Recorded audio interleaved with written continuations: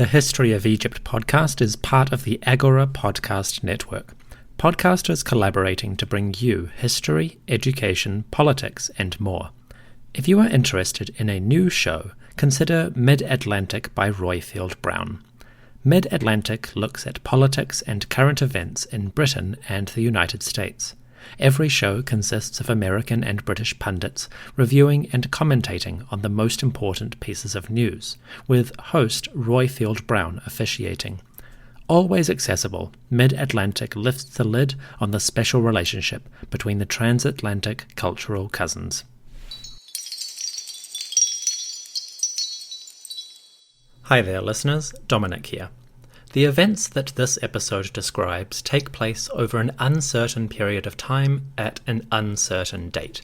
It is likely that they transpired late in the reign of Amunhotep III, father of Akhenaten and majestic but aloof ruler of Egypt. However, it is also possible that they occurred or transitioned into the early years of Akhenaten himself. So the date is unclear. Furthermore, the countries and people that I describe here connect heavily with events during Akhenaten's second decade in power. So, after going back and forth on whether to write this episode during the last years of Amunhotep III or the reign of Akhenaten, I chose the latter. That way, the events of this episode will have a tangible and easy-to-understand effect on the next episode. But yeah, just bear in mind that historically, the story I'm about to tell is a little bit unclear.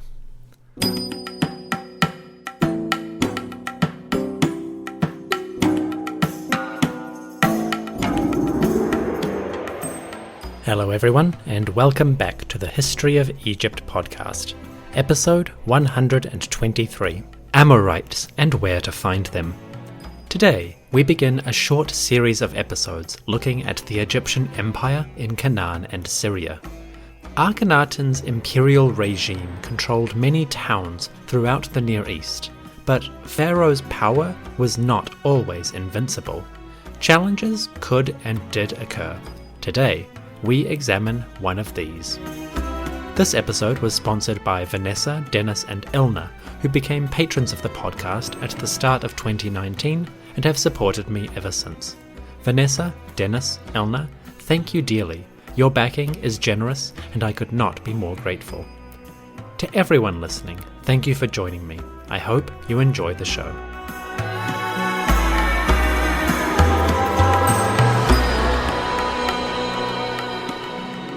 This episode takes place outside of Egypt, in a part of the world we don't get to visit very often.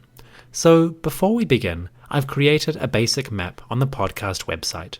This map covers the general area I'm talking about, with markers for the important places and their rulers. Hopefully, it keeps everything in order. The link is in the episode description, or visit EgyptianHistoryPodcast.com, episode 123.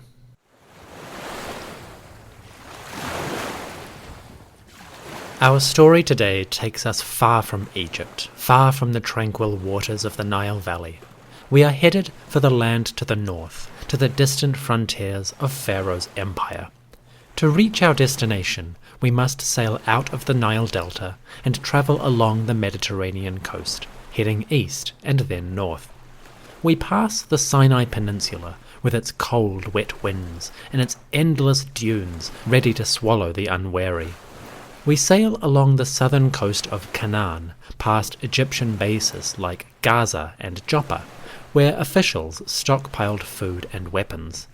Then we move further north, past other cities that exist to this day, Tyre and Sidon, Beirut and Byblos, until we reach a land that nowadays is part of the country Lebanon. This is our destination. Disembarking our ship, we are confronted with a rugged land. The coastline is a narrow strip, and mountain ranges tower in the east. The peaks are formidable, up to 3,000 meters tall. In the winter, snow blankets the heights. Below, the foothills are thickly forested. Depending on the season, the climate is either a dry summer or a shivering, rainy winter. In this part of the world, ancient people worked hard to build a way of life out of challenging surroundings. If we travelled inland from the coast, finding our way through the mountains, we would eventually reach a country called Amurru.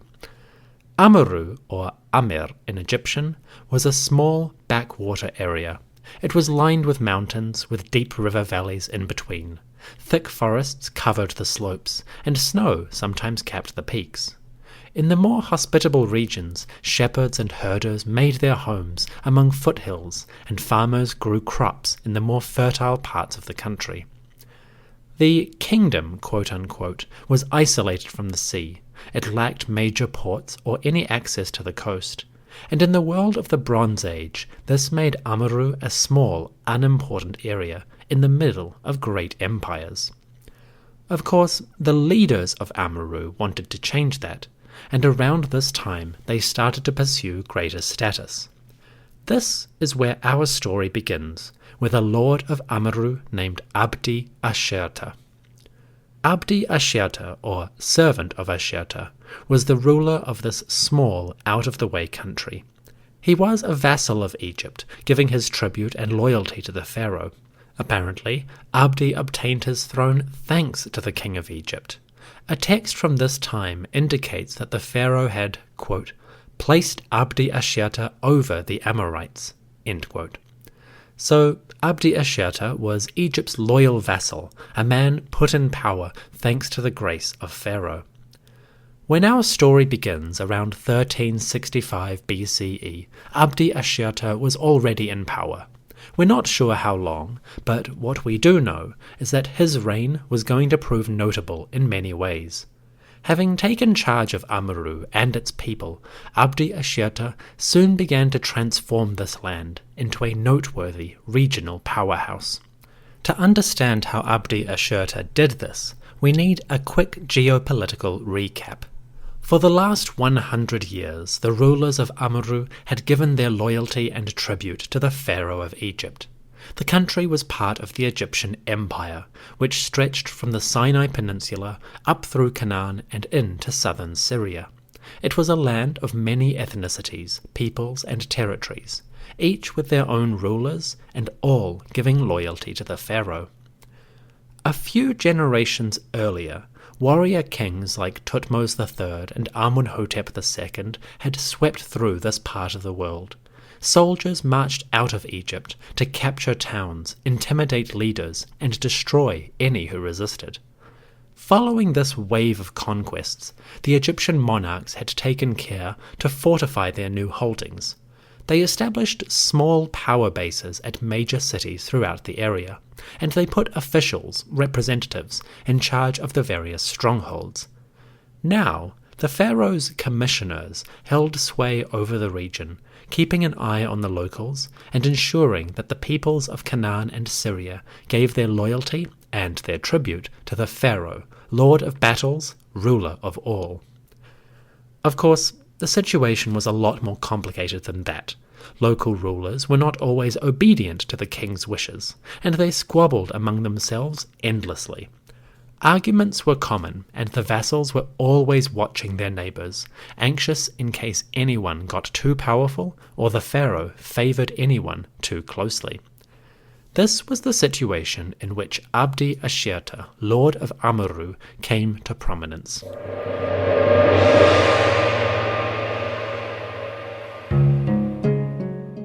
When he first gained power, Abdi-Ashirta's land was in a precarious position. Not only was it poor, with no access to the Mediterranean trade routes, but it nestled between other, far more powerful kingdoms. Amurru sat between three great powers, Egypt in the south, Mitanni in the east, and to the north, a growing power called the Hittites. During his lifetime, Abdi-Ashirta would mainly be concerned with Egypt and Mitanni, but when it comes to the Hittites, well, let's just say keep that name in mind. For the first few years, Abdi-Ashirta was a loyal vassal to the pharaoh. He sent letters to the king of Egypt, proclaiming his loyalty and dispatching gifts. In these early days, probably during the last years of Amunhotep III, Abdi-Ashirta was the very image of a loyal subject.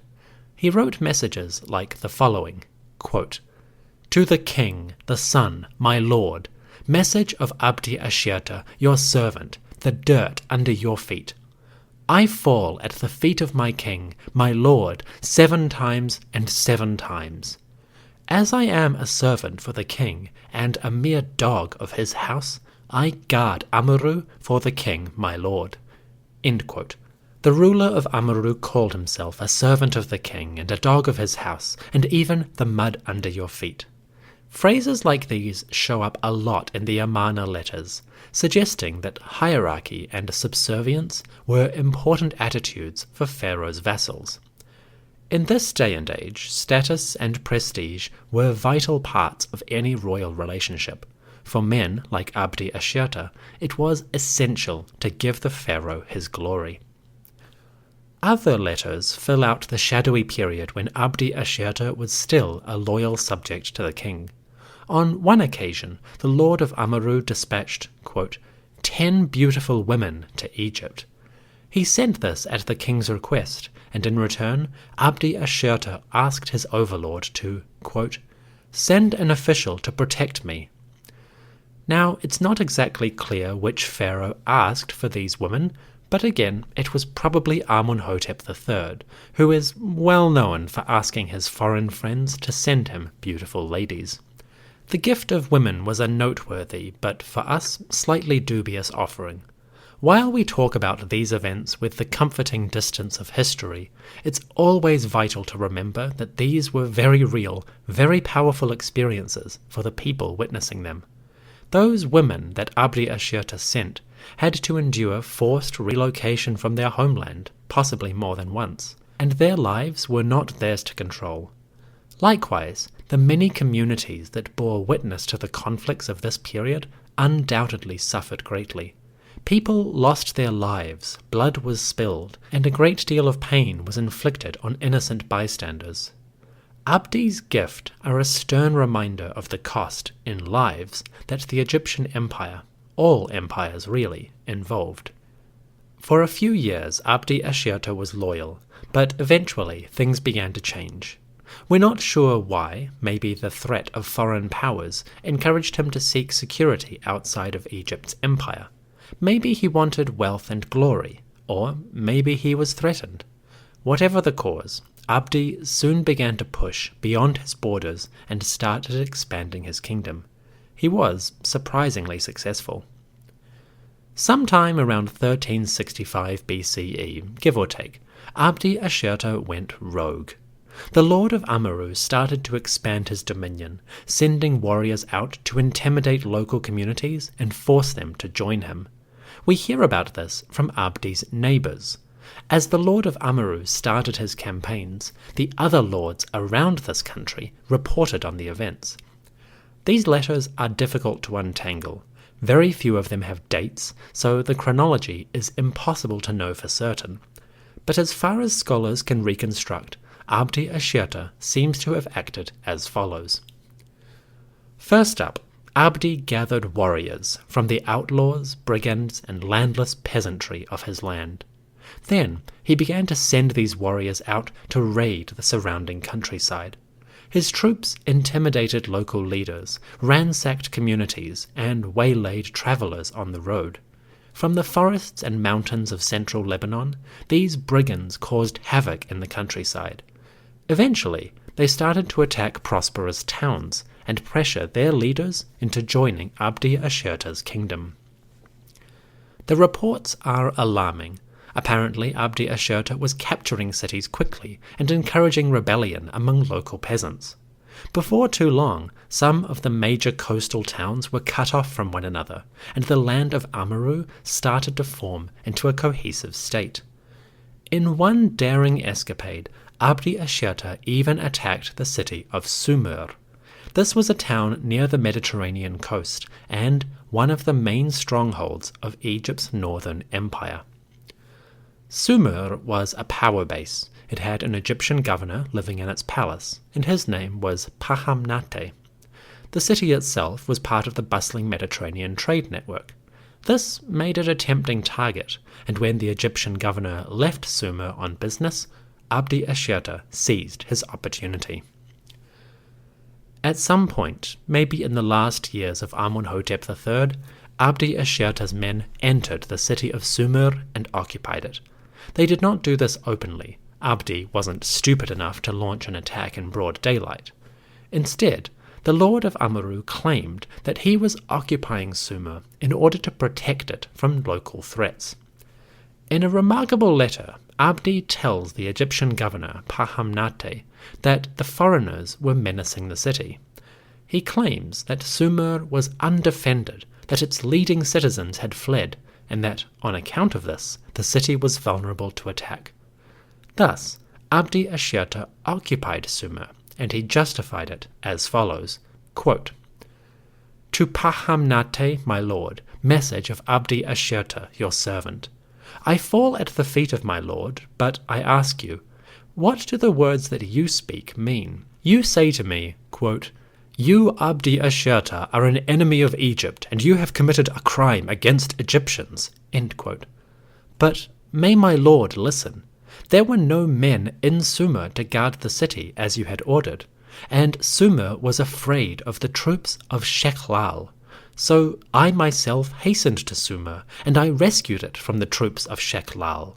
If I had not been staying nearby, if I had been staying where life is peaceful, then the troops of Shechlal would surely have sent Sumer and its palace up in flames. When I myself hastened to the rescue and arrived in Sumer, there were only 4 men that had stayed on in the palace, and they said to me, quote, 'Save us from the troops of Shechlal.' And so I saved them. I did not expel them. My lord, the other mayors lie to you, and yet you keep on listening to them." End quote. There's a lot to unpack there, so let's break it down. Basically, Abdi-Ashirta occupied the city of Sumer on a pretext. He claimed that a foreigner, Shechlal, was threatening the city, and that Sumer was all but defenseless. So, Abdi-Ashirta advanced in order to defend the town from the enemy troops. Abdi-Ashirta came to the palace of Sumer and found that most of the local leaders had fled. Those who remained begged him to protect the city, and so Abdi-Ashirta took control of Sumer. The incident apparently prompted an outraged response from Pahamnate, the Egyptian governor. He accused Abdi-Ashirta of treachery, of being an enemy of Egypt. But Abdi rejected this and proclaimed loudly that his actions were done in service of Egypt. In Abdi's version of events, he was a loyal subject, the savior of a city that had been defenseless. We're not sure how the pharaoh received the news of these events, but Abdi's excuses seem to have worked, at least temporarily. He took control of Sumer and began administering it, claiming to do so in his overlord's name. Abdi's neighbours and the governor Pahamnate cried foul, but Pharaoh did not punish his vassal directly. So Abdi-Ashirta's gamble paid off. He now ruled a noteworthy town, and his kingdom had access to the Mediterranean Sea. It was, in all respects, a most satisfying victory.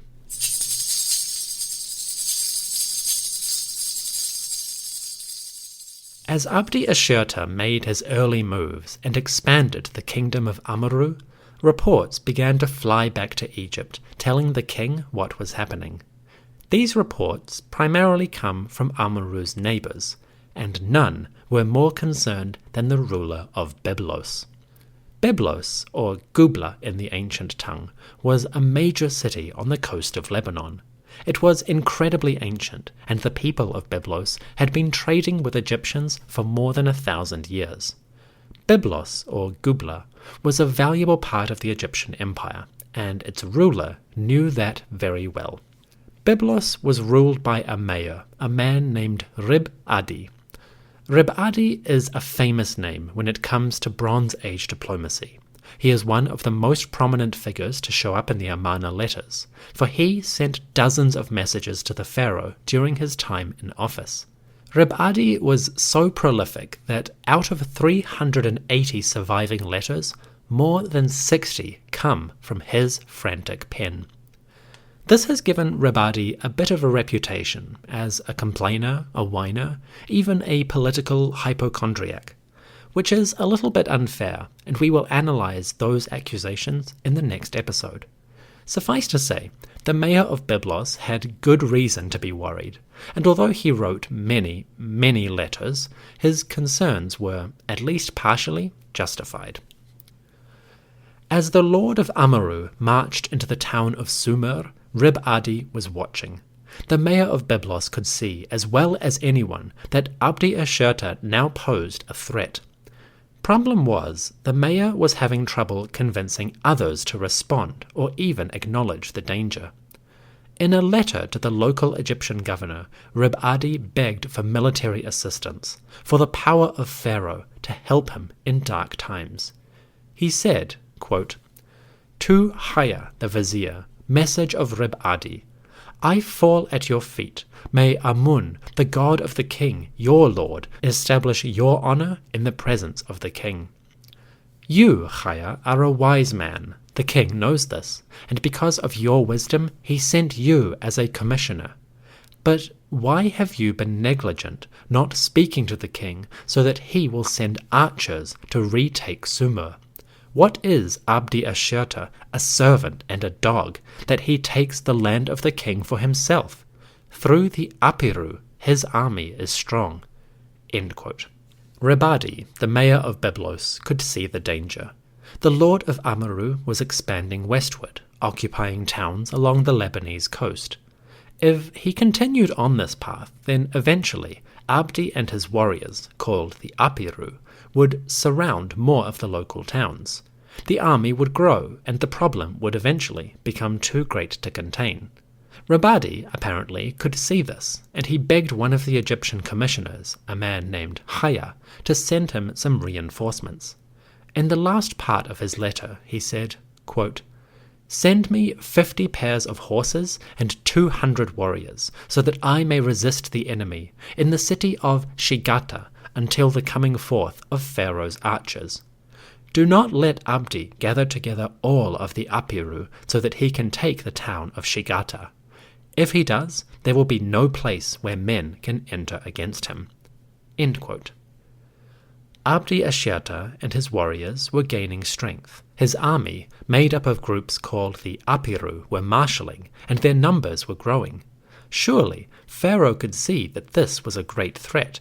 Surely Rib-Adi could count on Egypt's support in the struggle that was inevitably to come. The lord of Amurru was now in a very strong position. He had forged a new kingdom in the heart of Egypt's empire. As you can imagine, this kind of success was just the beginning. Soon, Abdi-Ashirta would start to expand once more. Coming up in Chapter 2, the battle heats up. Abdi-Ashirta turns his attention to Byblos and the towns which Rib-Adi governed. The struggle gets fierce, and Rib-Adi begs to know, why was Pharaoh not helping him? Also, we investigate the question, who were Abdi-Ashirta's warriors? This group, called the Apiru, where did they come from? And are they connected at all to the early Hebrews? All that and more after the break. See you in a moment.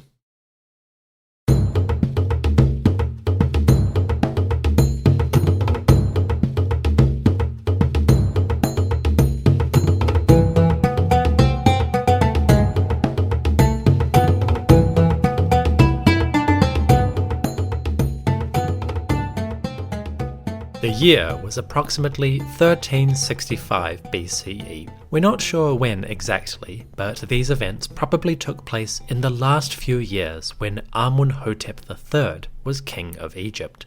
Eventually, they would cross over to the reign of Akhenaten, but the exact chronology is unknown. What we do know is that in the area of Lebanon, troubles were plaguing the Egyptian empire.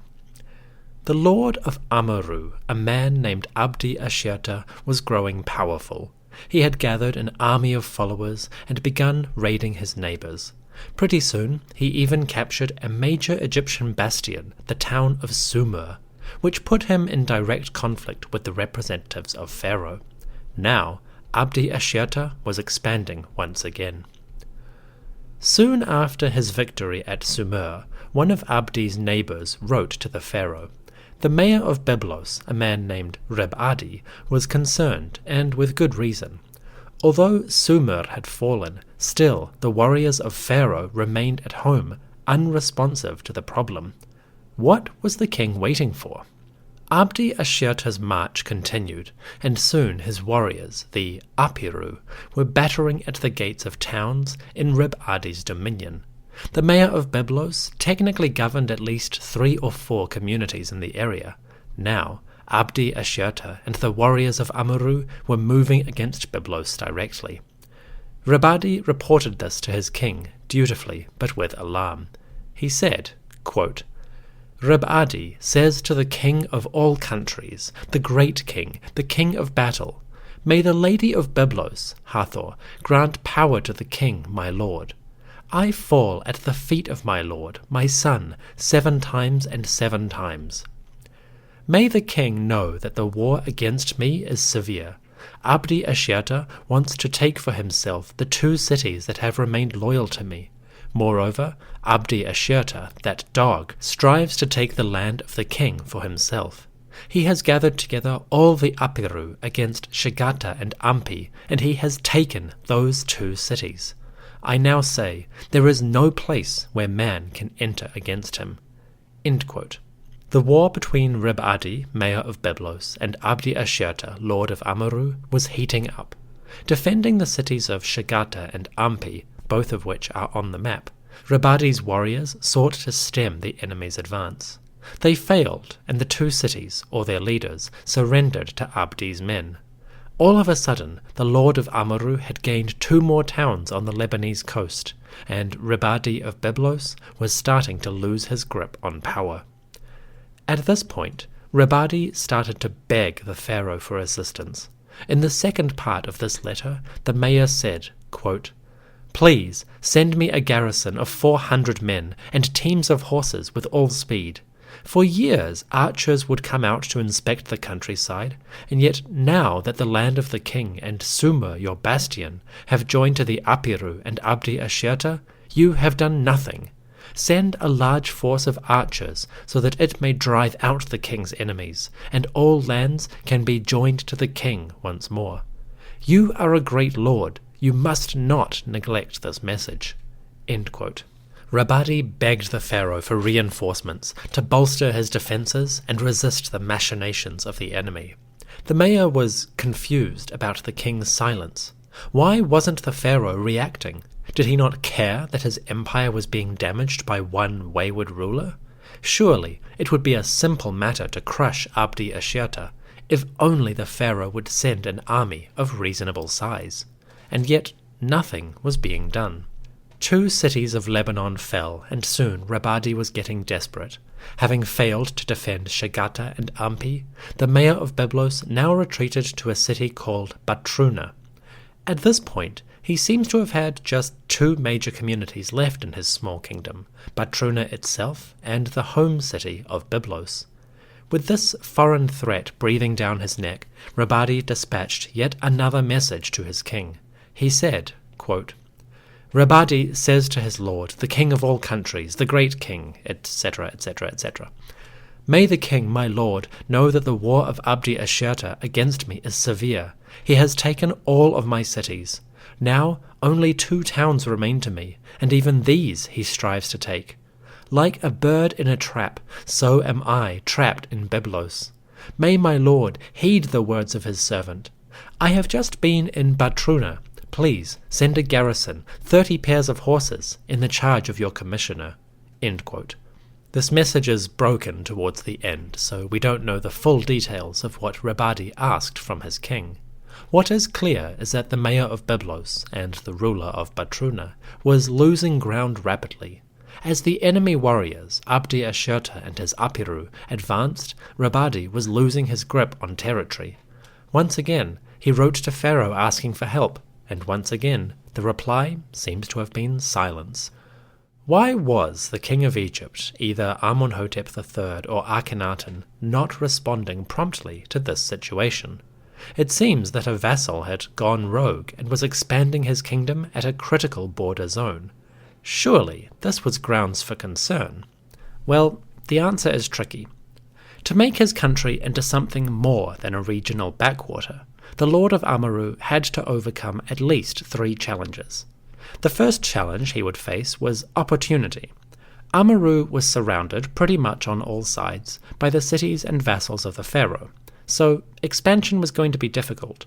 Whatever direction he moved in, Abdi would be going against Egypt's interests. That could pose a problem. So the second challenge was diplomacy. Abdi-Ashirta needed to expand his kingdom in a way that did not seem like a rebellion or an attack on the pharaoh's vassals. Both problems, opportunity for conquest and the need to maintain good relations with Egypt, were serious issues.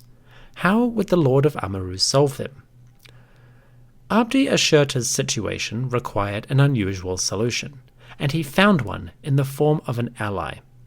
Not long before these events began, Abdi-Ashirta had the great idea to make friends with a group of locals, a mysterious band who might provide the help he needed. These locals are called the Apirru, and they are a most interesting bunch indeed.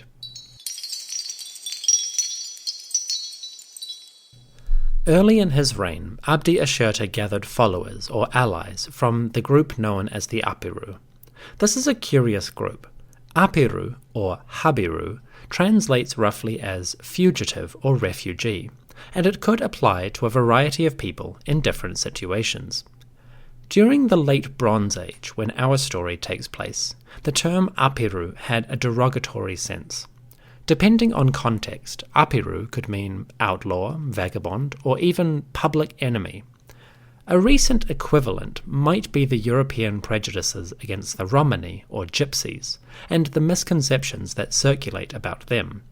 So yeah, Apirru seem to be the outcasts of Late Bronze Age Canaan, the people or peoples whom others looked down upon and viewed with hostility. According to the letters which Rabadi and others sent to the pharaoh, Abdi-Ashirta employed Apirru as his warriors. We can't be sure if these were a single community or tribe, or small bands of ruffians, or even just little groups here and there. Either way, Abdi's neighbors accused him of allying with the outlaws to wage war in Lebanon. Presumably, the Lord of Amurru offered them plunder and wealth if they served his needs. Doing that, Abdi was able to quickly forge a fighting force, one that technically wasn't part of his kingdom. Looking at this situation strategically, with a little bit of modern sensibility, I'm starting to wonder if Abdi used the Apirru as a sort of false flag operation, a strategy designed to conceal responsibility and deceive the Egyptian government.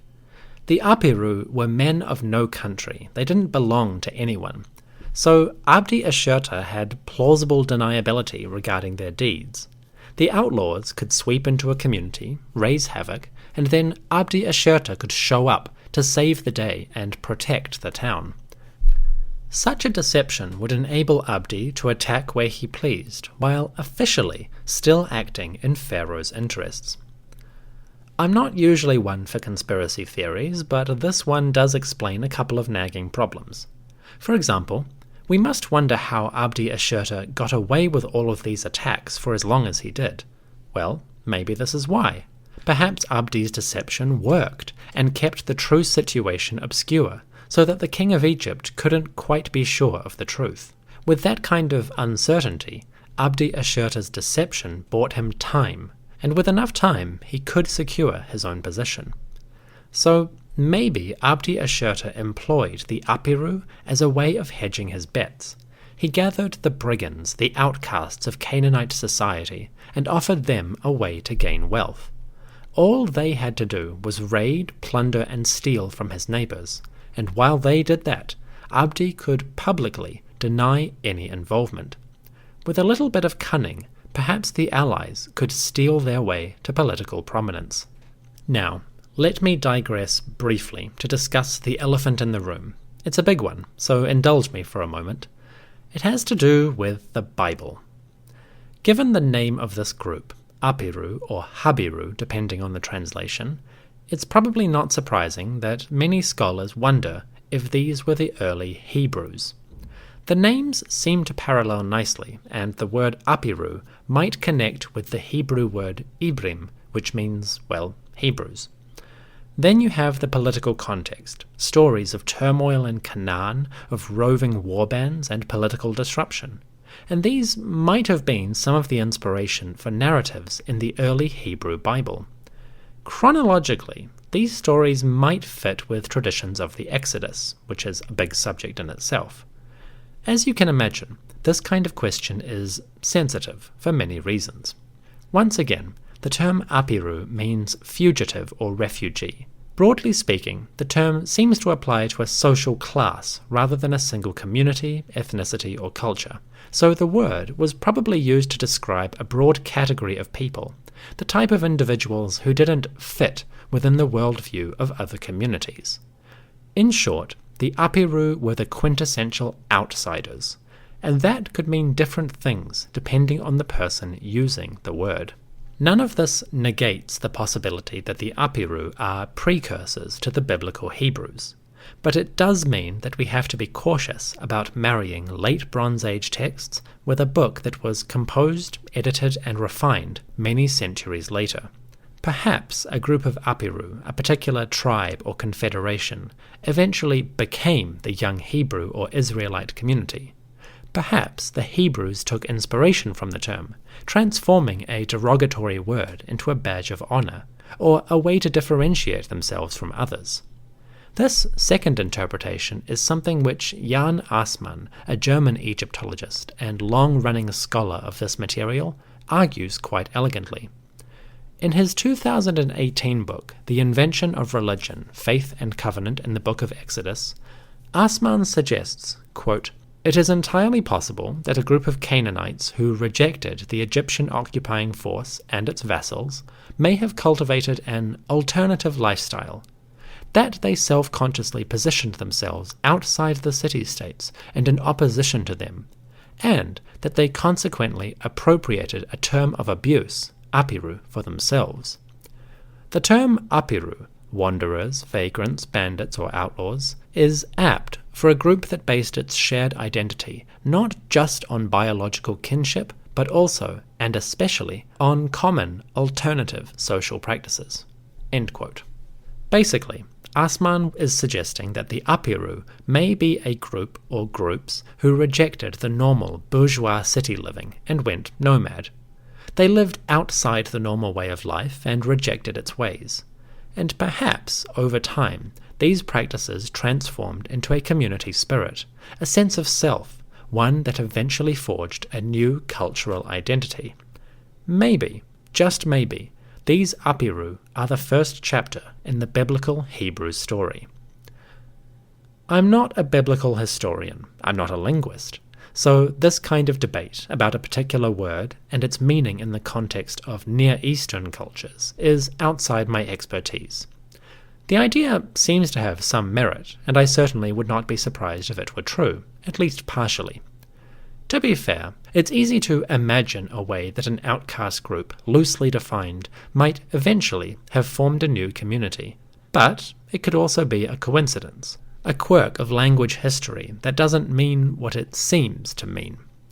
On the current available evidence, we should be cautious. All we can say for sure is that the Apirru were a broad category of people whom the city dwellers considered outcasts and fugitives. Beyond that, we are still in the dark.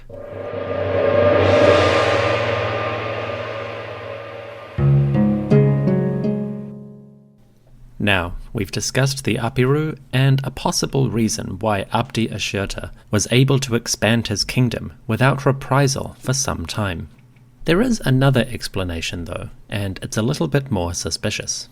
Back in chapter 1 of this episode, we learned how Abdi-Ashirta, Lord of Amurru, actually gained his position from the pharaoh. The king of Egypt had made Abdi lord of his country, and now that he was expanding his territory, is it possible that he was doing so with Pharaoh's consent? Maybe, just maybe, Abdi was doing something that the king of Egypt considered useful. Abdi-Ashirta was scrupulous when it came to promising that he was a loyal subject of Pharaoh. His letters, sent to the king and to the Egyptian governors, practically drip with sycophantic language. The Lord of Amurru always refers to himself as a loyal servant, or Arad Kiti in the local language. He calls himself a dog, the mud beneath Pharaoh's feet. He protests endlessly that he is an attentive vassal who guards the king's frontiers and protects his communities. Now, this second interpretation has a little bit of a conspiracy theory flavour to it, but let's consider the big picture. The country of Amurru was on the edge of the Egyptian Empire in Canaan. To the north and east, great powers like the Mitanni were still a potential threat. Even if the Mitanni and Egypt were friendly at the moment, maybe it wouldn't hurt to have a strong military power bolstering Egypt's frontier. This second interpretation may sound a little bit far-fetched, but it actually has a tiny shred of evidence to corroborate it. Abdi-Ashirta, Lord of Amurru, was now sitting pretty. When he first came to power, his country was humble, a land of mountains, river valleys, and forests, with shepherds and farmers as his best resource. Now, he had expanded his territory, reaching all the way to the Mediterranean coast. He ruled at least one major town, the Egyptian bastion of Sumer, and he had gained possession of several more. His neighbours were panicking, and the pharaoh seemed disinterested. With luck, Abdi-Ashirta had the makings of a real, lasting kingdom. Naturally, all of this local instability was going to attract some attention, but not from the pharaoh. Instead, Abdi-Ashirta's first test came from Mitanni. East of Lebanon, in what is now Syria and Iraq, the kingdom of Mitanni was nearly 200 years old. Once it had been a supreme power, dominating much of the region. By now, though, it was fading a little bit. Still, Mitanni wasn't out of the fight. They had teeth, and Abdi-Ashirta would learn that quite suddenly in the middle of his ascent.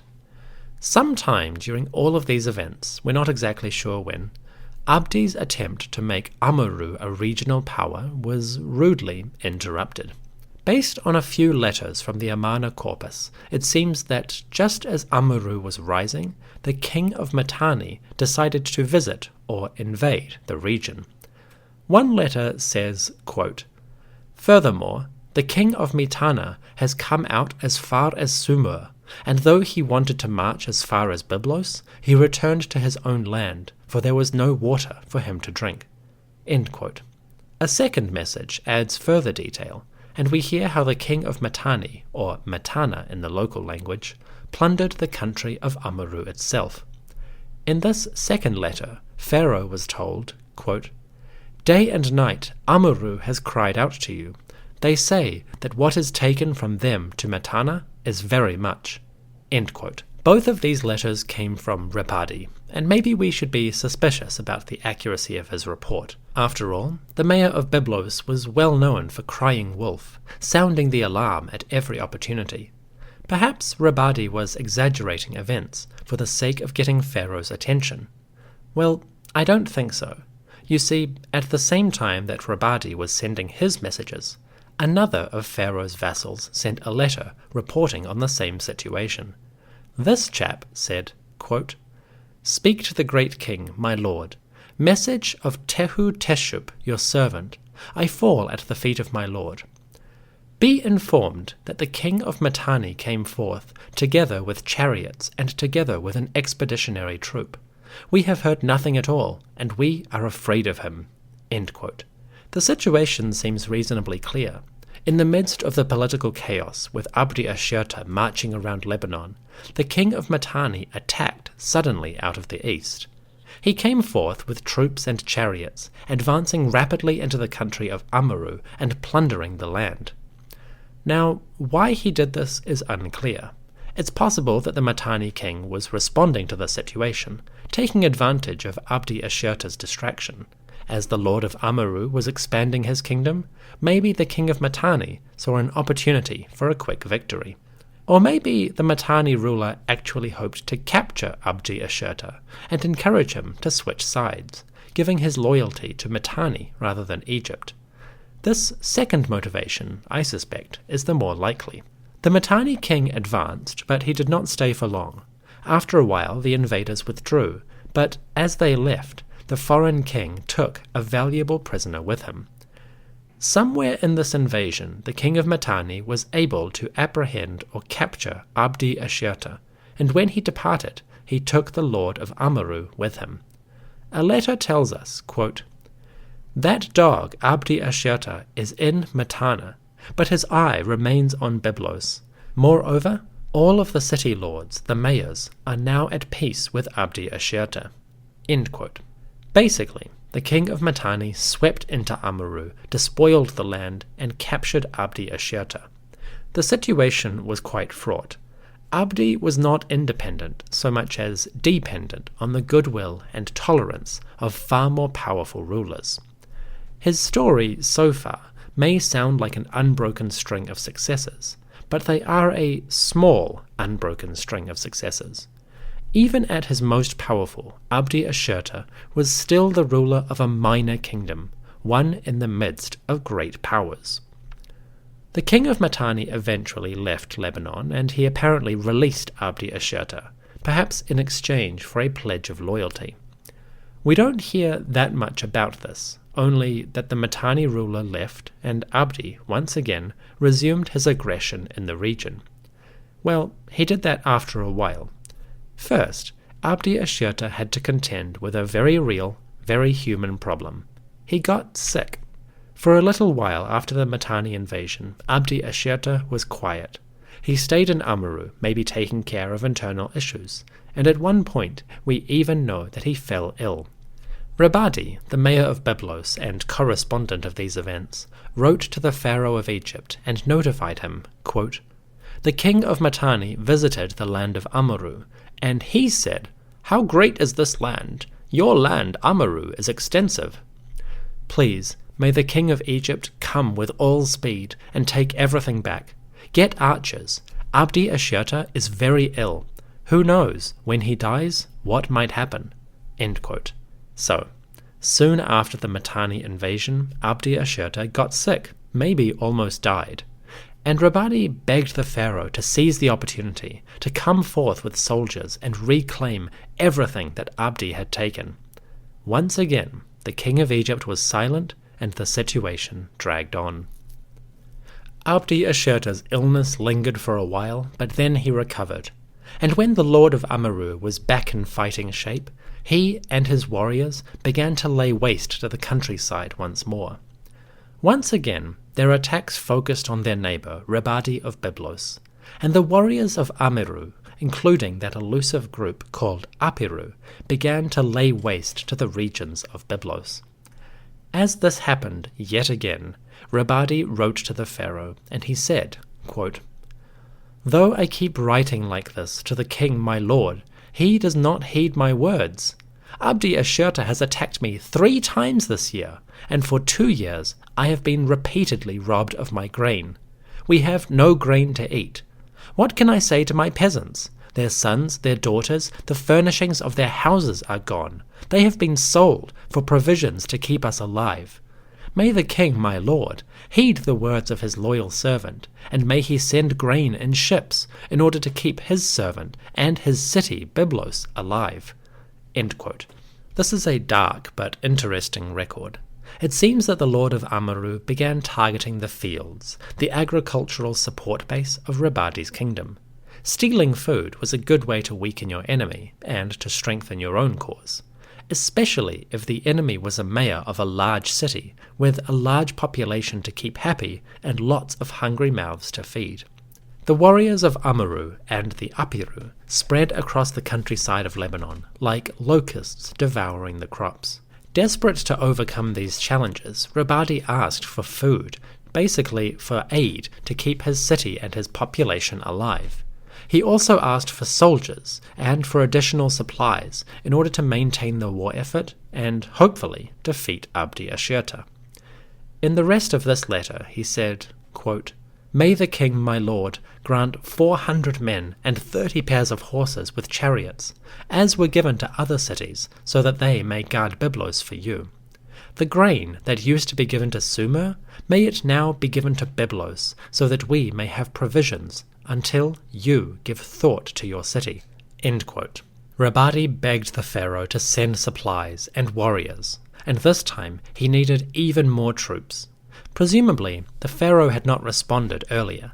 Now, the situation was worse, and instead of 200 men, Rabadi needed 400 to rectify the situation. Still, the king of Egypt was silent, and Rabadi's people limped on, their doom growing ever closer. By this time, all hope was fading.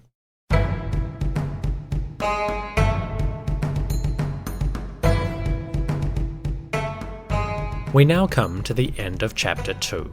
Dark times are falling over Lebanon, and Abdi-Ashirta is ascendant. After the break, we witness the final clash, and come to terms with how the Lord of Amurru was able to succeed with this audacious, reckless war. Who were his allies that he could betray Pharaoh like this? And who, pray tell, were these Apirru that kept showing up in his army? All that in chapter 3, after the music. See you in a moment.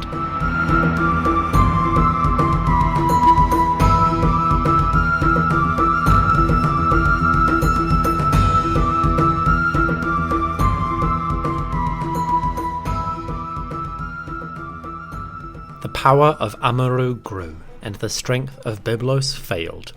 Rabadi, the mayor of Byblos, was in dire straits. He had barred the gates to anyone coming out of Amurru, and he considered himself and his city to be in a state of siege. Rabadi was at a loss, and in one more letter he begged the local Egyptian officials to act. Quote, "Message to Amunhotep, an Egyptian name, from Rabadi. I fall at your feet. Behold, I was distressed, angry at your words, which said, quote, I am to make my way to you. You are always writing like this to me. Listen, tell the king to give you 300 men, so that we can visit the city and regain it for the pharaoh. Don't the royal officials long for the archers to come out? If we are able to seize the city of Batruna for you, then the men will abandon Abdi-Ashirta. Things are not as they were previously. If there are no archers this year, then Abdi will be strong forever." End quote. The situation was dire, and by now the Egyptian officials were beginning to worry about Abdi-Ashirta's strength. The lord of Amurru and his allies, the Apirru, had turned the kingdom from a tiny backwater into a modest regional power. Rabadi hammered that point home, and even suggested tentatively that Abdi-Ashirta's power now seemed almost a rival to that of the pharaoh. In the same letter, the mayor of Byblos said, or quoted someone saying, "Abdi-Ashirta is stronger than the king." End quote. By this point, the strength of Amurru perhaps seemed great enough that dislodging them would require a genuine Egyptian army. Still, the troops of Egypt remained at home. None were coming. At the end of chapter 2, we left Rabadi in a precarious situation. The mayor of Byblos was surrounded, and the enemy was raiding his farms. Food supplies were scarce, and he was begging the king of Egypt for assistance. Well, in the second part of that letter, Rabadi tried to find some resolution for his trouble. Since the pharaoh was not replying, Rabadi had no idea how his letters were being received. Was the king ignoring him on purpose, or was Egypt not sending supplies because there were none to be had? If only the mayor had more information, he could adjust his strategies, prepare for the future. If only Pharaoh would tell him something. In an almost heartbreaking letter, the mayor of Byblos said, quote, "Moreover, I swear, as the king my lord lives, truly my men are loyal to me. Abdi-Ashirta and the Apirru have gone to the prince of Beirut, so that an alliance may be formed between them. Send a garrison to protect your land, lest your city be seized. Listen to me. Why do you not at least say to me, that which my servant requests is available or is unavailable? That way I may know what I should do until the king arrives and visits his royal servant. Who is Abdi-Ashirta, the servant and dog, that men even mention his name in the very presence of the king? Just let there be one man whose heart is in agreement with my heart, and I would drive Abdi-Ashirta from the land of Amurru. May the king heed the words of his servant. May he give men to guard his city, lest Abdi-Ashirta gather all of the Apuru, and they seize this town. Send a large force, so that they may drive the enemy from the land of Amurru. When the commissioner of the king was with us, it was to him that we used to write. We cannot write to him now." End quote. The translator of this letter, William Moran, gives it a dark title. He calls it "Nothing to Eat," and this seems fitting with Rabadi's dire straits. Byblos was effectively under siege. Even if there were no ladders at the walls yet, the farms were despoiled and the hinterland was empty.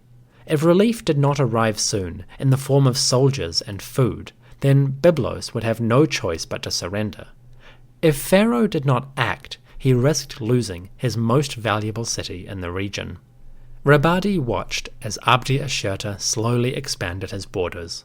With growing concern, the mayor of Byblos sent letter after letter, warning the Egyptian representatives and the pharaoh, their overlord, of the threat which Abdi and the Apuru posed to the region.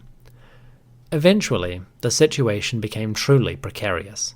As Abdi-Ashirta and the Apuru bandits spread across the land, the mayor of Byblos slowly lost control over the last vestiges of his territory. Eventually, the day came. The warriors of Amurru were at the gates of Byblos itself.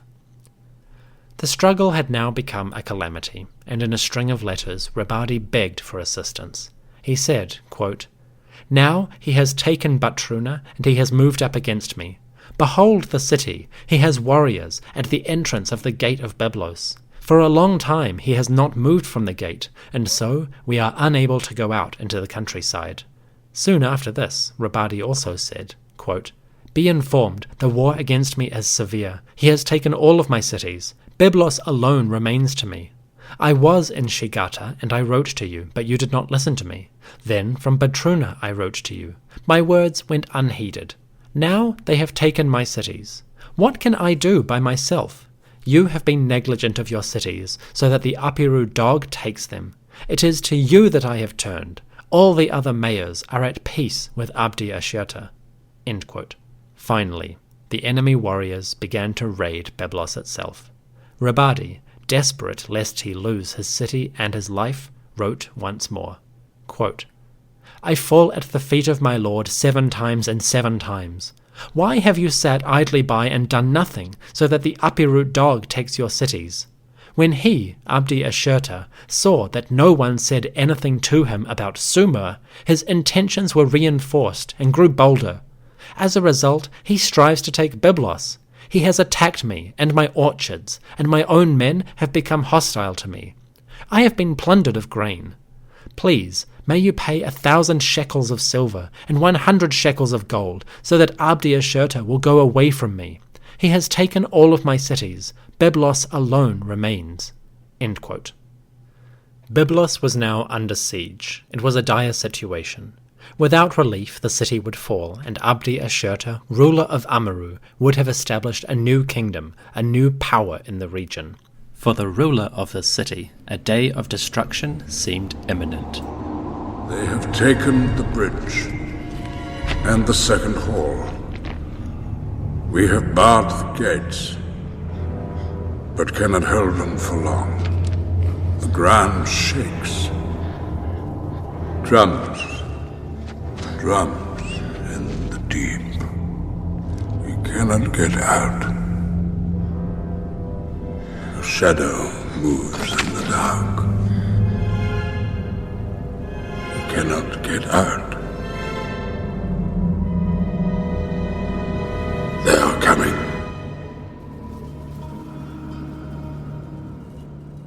With Byblos on its knees, the might of Amurru was stable, at least regionally. The Mitanni invasion had dissipated, with no real gains. Abdi had gone along with the king of Mitanni, and perhaps sworn some kind of loyalty to him. But the threat of that king was once again safely in the east. For now, Abdi's real concern was the pharaoh. He probably wasn't too worried. So far, it had all worked very well, and he had succeeded in every endeavor he pursued. Then again, maybe Abdi should have worried. The Prince of Amurru had been successful, yes, but that success, perhaps, owed as much to the instability of the time as they did to any particular genius for politics. Abdi-Ashirta seems almost comical in his transparency. For every letter protesting his loyalty to the pharaoh, there are a dozen letters spelling out his disregard for the peace of the king's empire. Eventually, it would be this disregard that finally brought Abdi to his knees.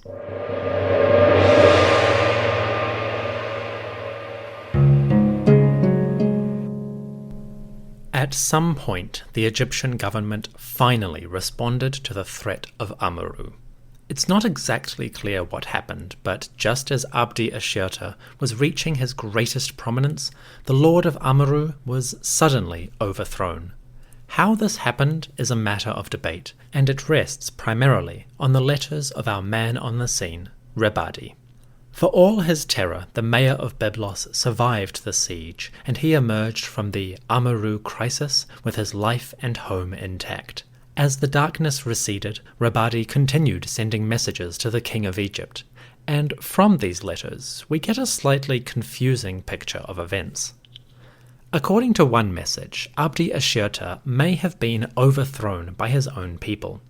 A message to the pharaoh reports how, in a startling turn of events, Abdi may have been the victim of a mutiny. According to this letter, Abdi-Ashirta's own people, the Amorites, deposed him because they were lacking certain goods required for tribute. The letter says, quote, "The ships of the army must not enter the land of Amurru, for they, the Amorites, have killed Abdi-Ashirta.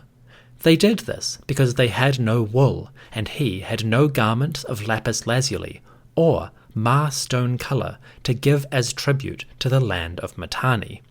End quote. Now, this is interesting.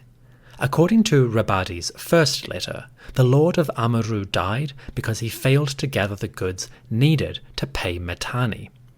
Back in Chapter 2, we witnessed a surprise invasion as the king of Mitanni swept into Amurru and plundered it.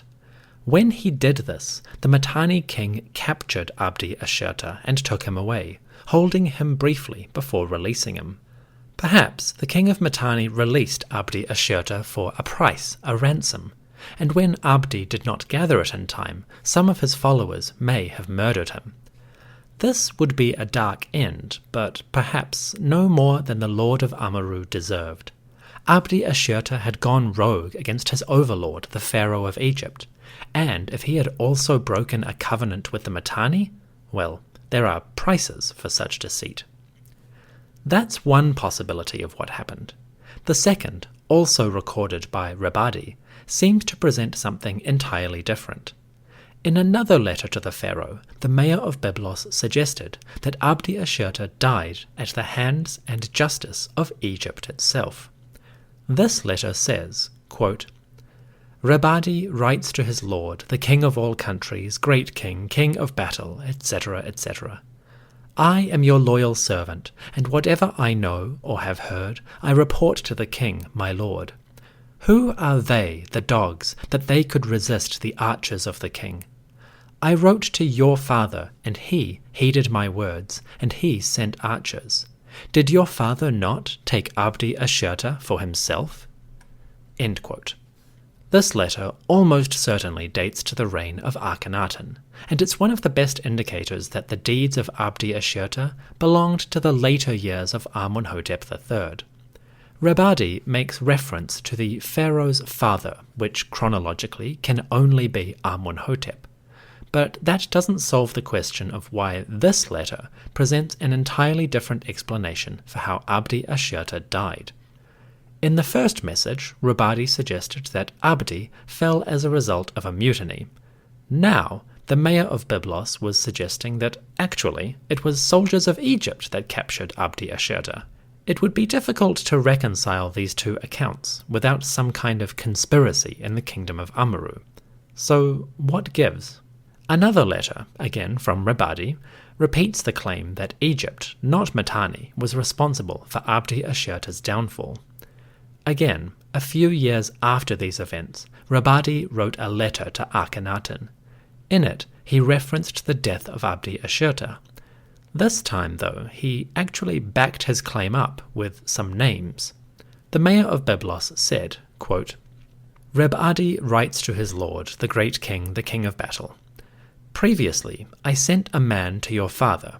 When Amunhotep, presumably an Egyptian official, came with a small force, I wrote to the palace that the king should send a large force. Did he, the king, not take Abdi-Ashirta along with everything belonging to him, just as I said? End quote. Finally, we have some details. According to this version of events, the pharaoh Amunhotep III finally acted and sent an official to Lebanon. The Egyptian governor came with troops, perhaps by ship, and took Abdi-Ashirta prisoner. After that, it's not clear what happened. If we follow Reb Adi's account, and assuming we trust him to tell everything accurately, it seems that Abdi-Ashirta was arrested on the pharaoh's orders. At long last, his deeds caught up with him, and the lord of Amurru met his end, executed on Egyptian soil. Alternatively, though, it's possible he was murdered by his own countrymen, who had lost faith in his leadership or were concerned about reprisals from Mitanni. Whichever interpretation you take, the result was the same. Overnight, Abdi-Ashirta was gone. Just like that, the threat was ended. Byblos was saved, the Mediterranean coast was back under Pharaoh's command. The lord of Amurru, mighty ruler of a regional power, fell to the justice of the king. Which king is unclear, but a king nonetheless. For his crimes, Abdi's life was forfeit, and justice took its due. All of a sudden, the threat of Amurru that had seemed so dire was over, and there was much rejoicing.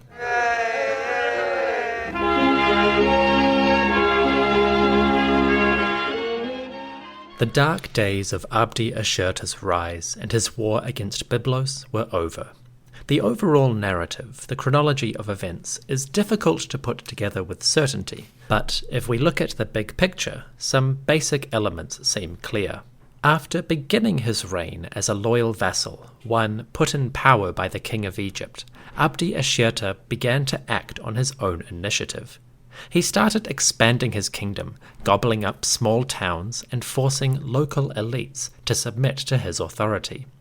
He did this by allying with local bands or tribes, groups known as the Apiru or outlaws. With their support, the lord of Amurru could send out war parties to harass his neighbors. At the same time, he could deny any responsibility for the crimes of these brigands. Abdi's motivations are probably lost forever. He was certainly scrupulous in declaring his loyalty to the pharaoh, but his deeds suggest otherwise, and it's hard to know what exactly he was trying to achieve. Challenging the king of Egypt was a no-win situation for Amurru. Pharaoh's military and economic resources were in a whole other league, and when the time came for a reckoning, Abdi's fall certainly seems to have been swift. So what did Abdi-Ashirta hope to gain from his deeds? The easiest explanation is that Abdi did it because he could. Knowing that Egypt was far away and the pharaoh disinterested, Abdi-Ashirta may have felt that the risk was smaller than the potential reward. Alternatively, the rewards themselves may have been his primary motivation. As ruler of a small backwater kingdom, the lord of Amurru may have felt that he deserved more. Or perhaps he craved access to the Mediterranean trade network along the Lebanese coast. It certainly seems that Abdi's efforts focused on the towns near to the sea.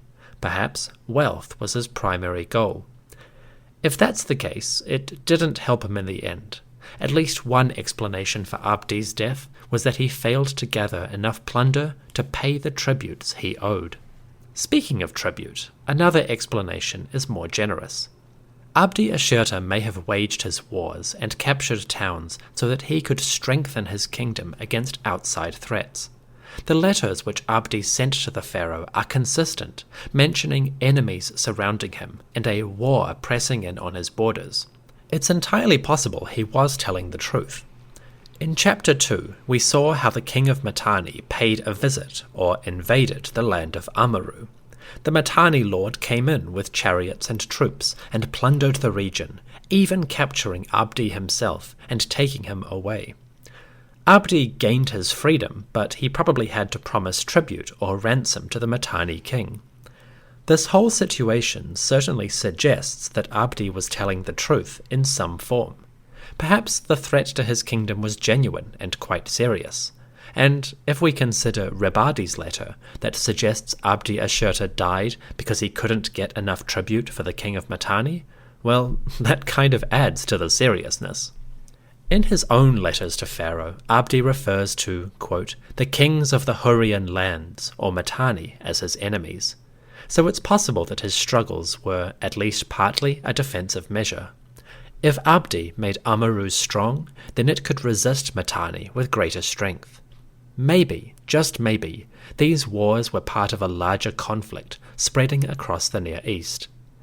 I'm guessing here, but it's possible that the king of Mitanni tried to force countries like Amurru to join his empire. Perhaps Abdi-Ashirta was simply caught up in the games of the powerful. So Abdi's motivations are unclear. Perhaps he was an aggressive warmonger, or perhaps he had serious concerns about his security and pursued every option that he could. But this doesn't fully explain why the pharaoh seemed reluctant to act. Even if Abdi's concerns were real, why did the king of Egypt allow him to expand into the Egyptian empire? There are at least two possible reasons why the pharaoh may have waited before responding to Abdi's expansion. The many letters from Rebadi of Byblos paint a dramatic picture, but they only show one part of the overall story. So we have to look at other sources to get a sense of why the king of Egypt did not intervene and halt Abdi at the outset. From archaeological studies, we know that the major bastions of Egypt's power, the fortresses, were not particularly large or impressive during the 18th dynasty.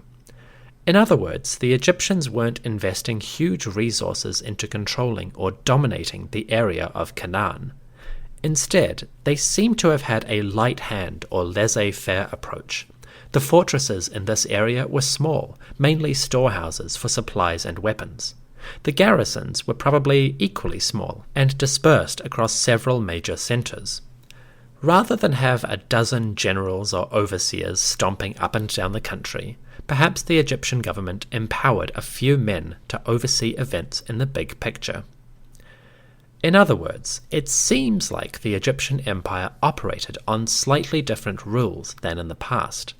A few generations back, warrior pharaohs had swept through the area, conquering cities and subjugating foes. But the recent past had seen a greater emphasis on diplomacy and administration. The days of annual campaigning were long gone. Perhaps royal interventions had become less common as well.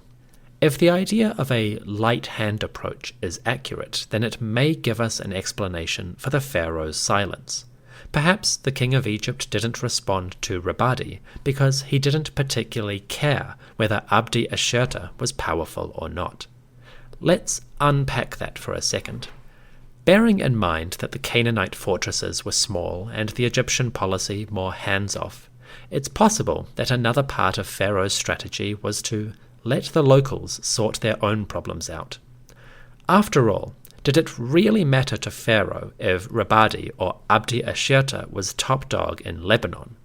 Surely, what mattered most was that the local leader paid his tribute and continued to give his loyalty to Egypt. As long as Abdi-Ashirta paid his annual fees, perhaps he could do as he wished. It's possible that the pharaoh did not really care which Canaanite ruler was more prominent. So long as the overall system remained stable, then the local details were inconsequential. This interpretation is speculative, even if we base it on archaeological remains and a creative reading of the Amarna letters themselves. Obviously, it would be short-sighted for any ruler to let his vassals go rogue and gobble up parts of his empire. Even if the overall system was stable, small changes could still cause massive disruptions in the wider community. Maybe that's why Pharaoh did eventually remove Abdi-Ashirta. While the Lord of Amurru could expand a little bit, there were limits to what the king would allow. Perhaps the siege of Byblos was the straw that broke the camel's back.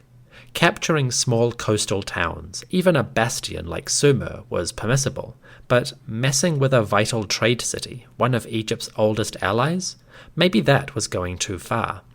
When Abdi-Ashirta took minor villages and ports, that was one thing. When he attacked Byblos directly, perhaps that was crossing the line. Putting all of this together, Abdi-Ashirta's rise is a complex but fascinating little story. In building his kingdom up from a local backwater to regional power, the Lord of Amurru made great strides. Abdi was cunning, playing his cards well and using diplomatic and strategic tools to great effect. With a mix of sneak attacks, deception, and misinformation, the Lord of Amurru obscured the reality of what he was doing. Although we can look back and see Amurru expanding at the expense of the Egyptian Empire, things were probably not as clear-cut for those living in the moment. For every report that arrived at the pharaoh's palace, and every letter from his many, many vassals, the king of Egypt may have been unsure exactly what was happening 1,000 kilometers away. This would explain how Abdi was able to get away with his aggressive movements for so long. It would also explain how the next phase of these international troubles would play out. Just as the blood of Abdi-Ashirta spilled and the warlord's career ended, a new generation would come to power. Before too long, Abdi-Ashirta's sons would make their own mark on the world. Thank you for joining me on this extra long journey through Bronze Age diplomacy. If you've made it to the end, congratulations. Allow me to extend my thanks for your listenership and your support. On the next episode of the History of Egypt podcast, we will find the kingdom of Amurru moving once again. Although Abdi-Ashirta was dead, his power did not disappear. Instead, the mantle passed to Abdi's sons, a group that inherited all of their father's cunning and doubled down on his aggressiveness. Join me soon for episode 126, Amorites II, The Crimes of Aziru. I've been your host, Dominic Perry, and this is the History of Egypt podcast. Oh, one more thing. Moving forward, my subscribers on Patreon will have access to a special perk. While I cut many things out of my episodes, either for time or to keep the narrative clear, I hate to leave good information on the cutting room floor. So, from now on, patrons at the Overseer and higher levels will have access to a special epilogue.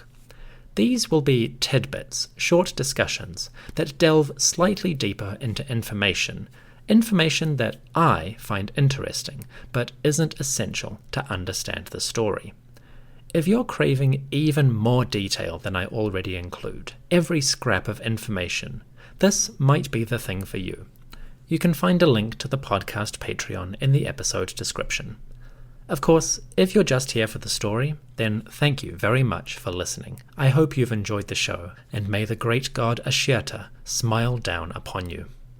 This episode was specially supported by Ellen, Linda, Neil, and Terry, my priest-level backers on Patreon, and the music is by Derek and Brandon Feichter. Follow the link in the episode description to hear more of their amazing work.